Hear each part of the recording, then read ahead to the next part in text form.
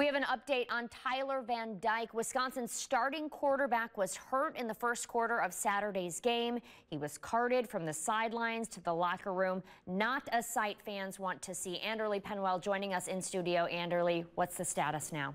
Well, Tyler Van Dyke's season is over. Reports say he tore his right ACL and the Badgers lost to Alabama on Saturday. He was scrambling on third down when he was hit on the sidelines. He was injured during the first series of the game. For the second straight year, Braden Locke replaced the Badgers' starting quarterback due to an injury during a game. The redshirt sophomore started 3 games last season when Tanner Mordecai was recovering from a broken hand.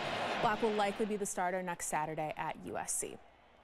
I'll have more on Van Dyke's injury coming up later in sports, but for now in studio, Anderly Penwell, WMTV 15 Sports. Anderly, thank you. The Badgers will be on a bye this week.